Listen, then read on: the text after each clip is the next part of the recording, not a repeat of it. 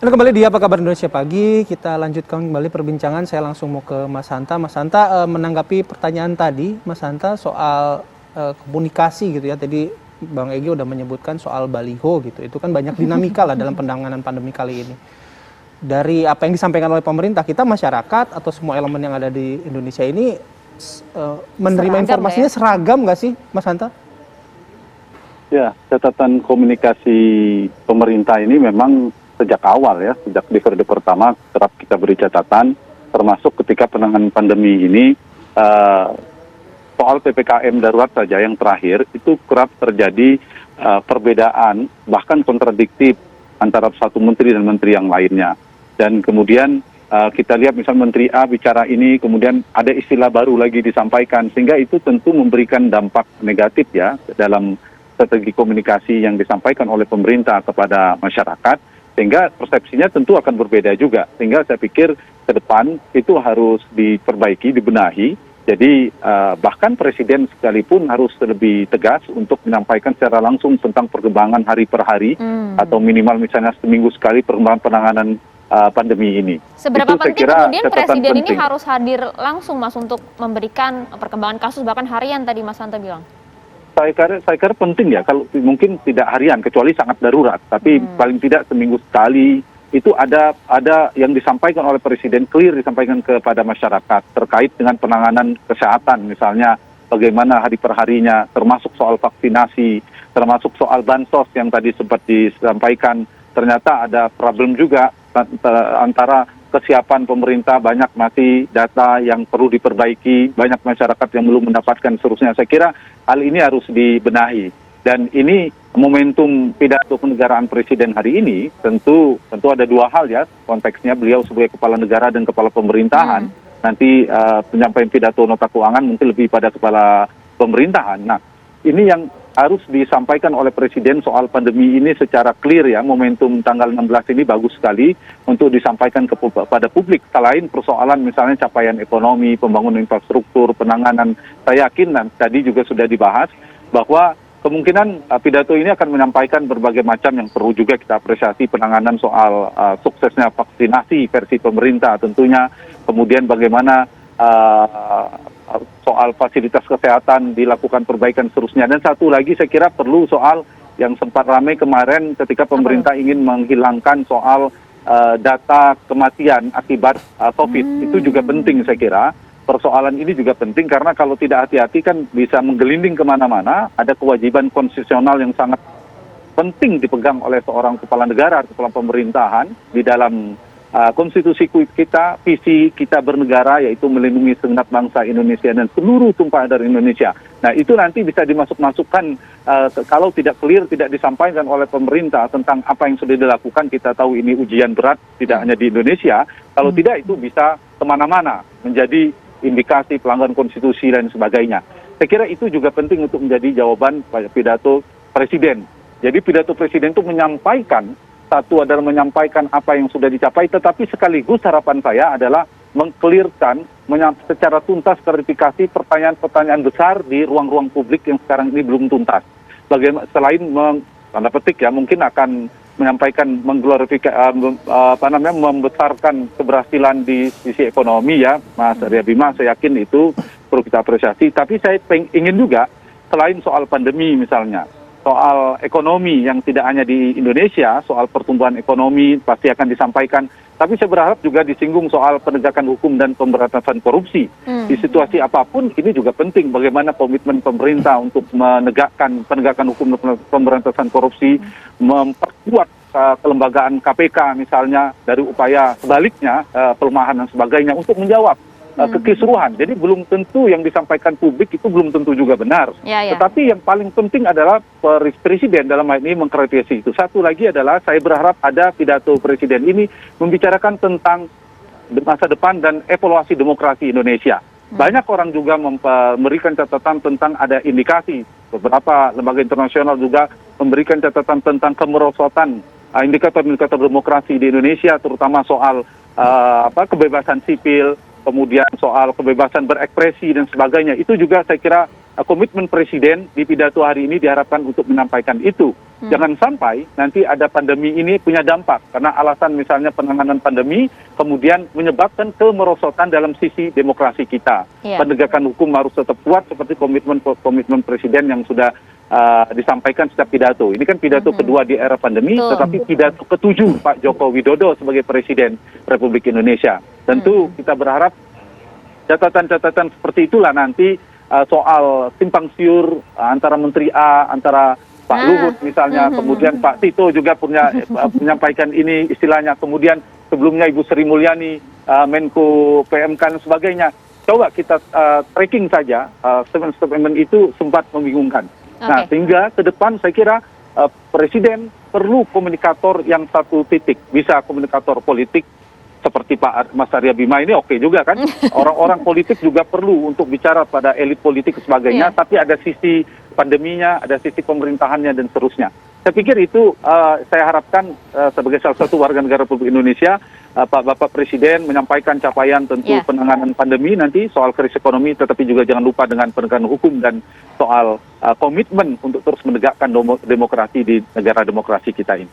Oke, itu tadi sudah disampaikan oleh Mas Hanta, Mas panjang catatannya. Tadi di awal kan memang sudah ada ya, warnanya memang optimis gitu. Tapi dengan beberapa catatan yang disampaikan oleh Mas Hanta, ini juga sudah termaktub dalam evaluasi yang mungkin akan disampaikan oleh Pak Presiden mengenai ekonomi, ya, kehidupan berdemokrasi, ya, penegakan hukum juga, iya, yang harus tetap berjalan di masa pandemi ini.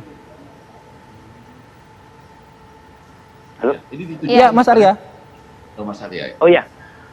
Mengenai beberapa hal yang terkait dengan berbagai kebijakan pemerintah ya dan implementasi, saya melihat antara visi misi kebijakan program dan kegiatan banyak hal memang Presiden sendiri juga mengakui mengenai masalah komunikasi, selain unpredictable situasi yang ada sehingga kadang-kadang kegiatannya yang disampaikan berubah-ubah. Saya kira itu masih dalam batas-batas yang normal.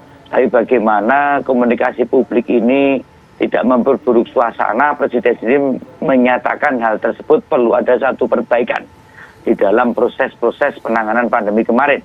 Tapi yang jelas bahwa hal yang akan disampaikan perlunya implementasi dan optimalisasi ya, melalui optimalisasi kebijakan pemerintah, melalui berbagai sinergi dan kolaborasi dengan berbagai pihak, antara pemerintah pusat dan daerah misalnya. Ini saya kira penting sekali karena ini masif, ya, kemudian penanganannya juga perlu penanganan yang terstruktur sistematis, maka kolaborasi, sinergi dengan berbagai pihak itu penting. Ya, membanggakan saat ini partai politik dengan TNI, Polri, berbicara soal penanganan vaksin misalnya. Hal-hal yang semacam ini penting. Kemudian hal yang terkait dengan kegiatan-kegiatan seperti tadi disebutkan ada baliho, ada komunikasi, itu ada kegiatan. Nah, saya kira sebagai kepala negara tidak perlu bicara hal yang terlalu kecil-kecil ya. Tapi bagaimana memberikan spirit kebersamaan supaya kegiatan-kegiatan yang sinergi kolaboratif dengan berbagai pihak ini berdampak positif ya, baik di bidang kesehatan maupun hal-hal yang terkait dengan kasus-kasus positif yang selama positif COVID ini segera menurun. Artinya ini tetap menjadi aksentuasi pidato mengenai ekonomi dan hal-hal yang terkait dengan masalah pandemi. Tanpa mengabaikan masukan-masukan seperti yang Mas Hanta Yuda sampaikan mengenai masalah demokrasi dan juga masalah komunikasi publik, yang masalah korupsi tentu tidak mungkin tidak di dalam penanganan pandemi ini. Penegakan hukum menjadi hal yang penting karena itu ada interkoneksitas antara masalah-masalah kasus korupsi dengan percepatan masalah penanganan terutama dampak pandemi COVID-19 seperti hal-hal yang menyangkut alokasi anggaran yang demikian besar dan pemerintah diberikan kewenangan yang demikian besar untuk hal-hal yang menyangkut pengalokasian anggaran dan penyerapan anggaran. Nah, ini yang nanti kita ingin lihat ya dalam pidato kenegaraan Presiden Jokowi nanti, baik pidato pertama maupun kedua. Tapi yang digarisbawahi tadi berarti dari segi komunikasinya ya Bang Arya. Saya ingin ke Bang Effendi Ghazali. Kalau dilihat nanti apakah kemudian Presiden ini juga akan menyinggung mengenai bagaimanakah dinamika strategi komunikasi yang telah dibangun selama ini selama penanganan COVID yang juga banyak dikritik juga oleh sejumlah pihak. Ya, kita harus membagi dua pidato ini. Saya rasa Mas Arya Bima kalau nanti siang di DPR tentu berbicara tentang APBN dan angka-angka ekonomi. Sementara pada pagi harinya di depan Majelis Permusyawaratan Rakyat kita MPR, tentunya saya rasa akan lebih banyak berbicara sebagai kepala negara dengan isu-isu kenegaraan. Maka isu komunikasi publik tadi bukan isu yang kecil atau terlihat kecil dalam konteks kenegaraan kita. Saya setuju, terima kasih Hanta Yuda tadi mengingatkan beberapa hal. Yang pertama memang jangan lagi ada komunikasi yang betul-betul membingungkan. Misalnya kalau masuk ke suatu tempat ada menteri yang mengatakan pakai bukti vaksinasi atau kartu vaksinasi seperti ini yang kecil ini ini kalau kelihatan saya bawa kemana-mana sudah sekarang gitu ya. Nah tetapi ada yang mengatakan pakai tes PCR. Itu dua hal yang hasil tes PCR itu dua hal yang berbeda dan sangat membingungkan. Nah, kemudian pada bagian lain, setuju sekali tadi, kita dalam konteks kenegaraan, kita harus berbicara juga pemberantasan korupsi, betul. TWK misalnya dan tanggal 1 November tentu tidak bisa dibiarkan begitu saja tanpa ada kalimat-kalimat penting dari Bapak Presiden Republik Indonesia, Pak Jokowi, yang sedang ditunggu oleh publik. Kemudian yang kedua, tentang kebebasan berpendapat. Ini penting sekali karena kita berbicara tentang kenegaraan. Nah, indeks demokrasi kita harus kita akui dengan segala upaya dan hal-hal yang baik yang sudah dilakukan oleh Bapak Jokowi, kita menurun ya, mungkin paling rendah selama 14 tahun terakhir. Nah, dalam konteks kebebasan berpendapat pada hari-hari ini kan banyak hal-hal yang ya seperti misalnya ditemukannya 404 gitu ya. Ya, isu mural kemarin lah. Ya, itu. Nah, lalu dikaitkan dengan bahwa Presiden adalah simbol negara dan lambang negara. Ini mumpung ada Mas Arya Bima dan Bang Hanta Yuda, saya ingin mengatakan saya tidak menemukan di dalam konstitusi kita ada pernyataan yang mengatakan Presiden sebagai lambang negara atau simbol negara. Karena apa? Ini kaitannya dengan ilmu komunikasi politik, yaitu bahwa Presiden itu menjadi simbol atau lambang negara justru ketika dia tampil sangat baik memimpin misalnya bangsanya keluar dari pandemi atau pada saat nanti menyampaikan komunikasi publik yang ingin ditunggu oleh rakyat.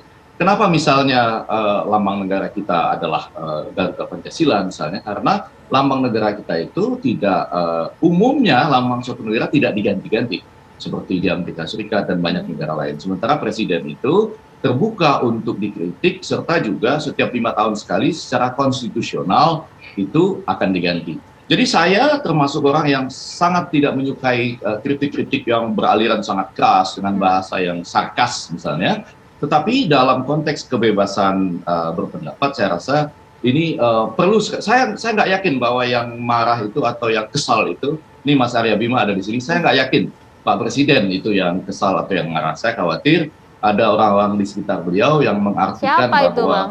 Nah, saya nggak pernah tahu karena saya tidak ada di dalam lingkaran istana itu.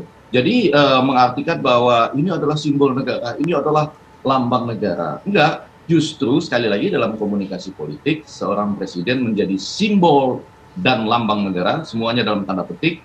Dan itu sedang kita harapkan bahwa ketika dia itu keluar sebagai seorang pemimpin yang bisa mengatasi persoalan-persoalan bangsanya, terutama ekonomi, dan kemudian pada pagi ini kita akan mendengar soal COVID. Saya teringat ketika Amerika Serikat merayakan, tidak selalu harus mengambil contoh Amerika Serikat, merayakan kemerdekaannya, catatan dari presidennya dan catatan masyarakat internasional adalah kembang api yang dilontarkan ke udara untuk merayakan target pencapaian vaksinasi. Misalnya. Jadi ini ada bentuk-bentuk komunikasi yang terukur gitu. Jadi ada dua hal, yang pertama yang universal, kemudian tentunya yang taktikal, hal-hal yang lebih praktis, yang barangkali betul kata Mas Arya Bima, nggak usah dibicarakan oleh Presiden, tapi yang universal bahwa kita kalau ke satu tempat harus menunjukkan kartu vaksin kan, itu disepakati bersama aja. Ya. Nanti kita akan lihat bagaimana kejutan-kejutan yang akan dilontarkan oleh Presiden Jokowi dalam pidatonya, dan kita nanti mungkin ingin minta bocoran ke Mas Arya Bima, siapa tahu nanti ada kejutan-kejutan yang bisa dibocorkan terlebih dahulu kepada kita, tapi usai jeda saat lagi tetaplah bersama kami.